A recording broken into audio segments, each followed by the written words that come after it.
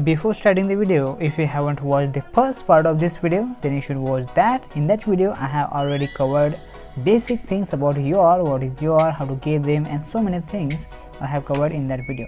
Make sure you should check out that, and let's start the video. UR Suru. UR Suru, he is a very problematic guy. You will see when you fight against him. He deals heavy damage in a row with 5 consecutive strikes and can cancel specialized unyielding. Also inflict internal injury to the main target and 3 random enemies. After attack, grants himself specialized guard. Also grants himself 50% non-crit damage free for 4 rounds. After receiving fatal damage, recover 50% max HP once per battle. And also, after ultimate launches continuous follow-up to 2 random enemies with an internal injury. This is what makes him insane when he follow-ups. He is useful in both PvP and PvE. He will be the more insane when you awaken to him. So what's the conclusion? He is overpowered due to his follow-up and damaging skill.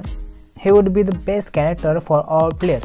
He will be the insane character once you have in your team. Most of the matches you will win because of him. Once you make him awaken 2, then he will handle everything. Even if your team dies, he will still stand over there and win the matches.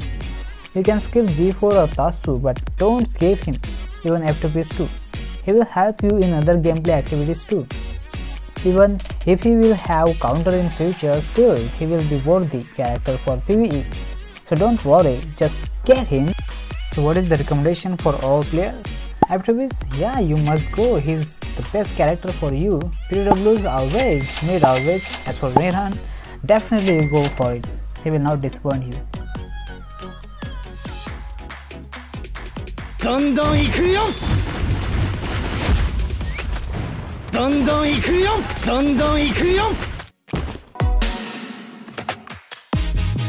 You are Boros. Finally, the must-get character than the rest of the character, because he is a core unit and never ever miss any core character of this game, or you will struggle so much without having good core. So what does he do? He attacks all enemies with 5 consecutive strikes, and when he is attacking, he increases damage by 50%. And after action, Boros and surrounding allies can trigger breakthrough, unyielding and specialized guard effect, and permanently grants himself 50% non-crit damage free. So he is a core, and his core need 1 grappler, 1 duelist and 2 esper. So what does his core skills do? When battle begins, grants all allies specialized healing, and that healing converted in specialized healing guard that we also call life guard, and that guard can be extended up to 20 times max HP. And also all allies gain 30% combat immunity, and when battle begins, all the front row allies will heal by 80% of their max HP, lasts for 3 rounds. So what is the conclusion? First of all, he is a core, so must get him. His attacking skills are also quite good. His ultimate damage increases when he attacks. He provides all allies breakthrough skills that allies can cancel unyielding effect. Now he is the best core as compared to DK Plus and Geru Plus core. So even if you have DK Plus or Geru Plus core, still you have to get him, because new core is always better. So what is the recommendation for all players? Without even thinking, just get him. F2Ps BW mid. Don't think, just get him. He is a must get character. As for rerun, definitely you can go for it.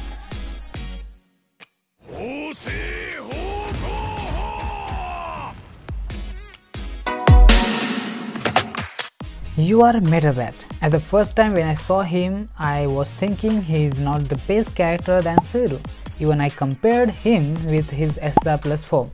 If you go one-on-one battle with SSR plus Metalbat and you are MB, then winner will be SSR plus Metalbat, because he can revive as well as can follow up. But as compared to team with Boros, you are Metalbat will win easily. Even if there is a Suru, he can kill Suru or any enemies with his one blow, because he is a tanky character and can increase crit hit damage by 30%.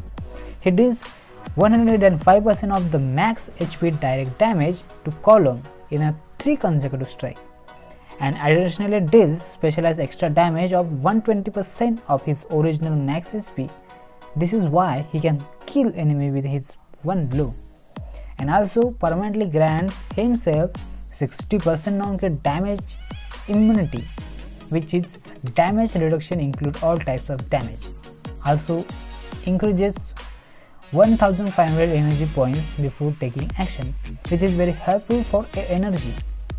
At the beginning of the round, 200% of Metalbat's max HP and 80% of max HP of allies in the same row will be recovered up to 4 rounds, and also increases his own crit hit rate 50% and also for allies 30%. So what is the conclusion? I already told you he is a tank and can kill enemies with his one blow of his ultimate attack. He can beat Suru's team, and he is like one-man army. He doesn't scared of demon and dragons. He always say bring it on. If you skip your Suru, then you must get your MB. So what is the recommendation for all players? F2Ps, you can get him since he does damage and also supporting for Boros core and his allies. But as compared to Suru with PvE option, Suru would be great, and for PvP, Metalbat is good. And he is also overpowered, so if you are not much into PvP, then you can skip your MB. Even he will be good for PvE also. It is still confusing. As I said before, at the beginning of this series, all your characters are very strong in their own way. You can get any character whatever you like. They will not disappoint you, especially with PvE option. But still for F2Ps, he is not that much useful. As for PWs, they should always get him. For mid also same, you can get and you can skip. And as for rerun option for those who likes this character and there was not enough BDs on his first banner. So you can get him or you can skip.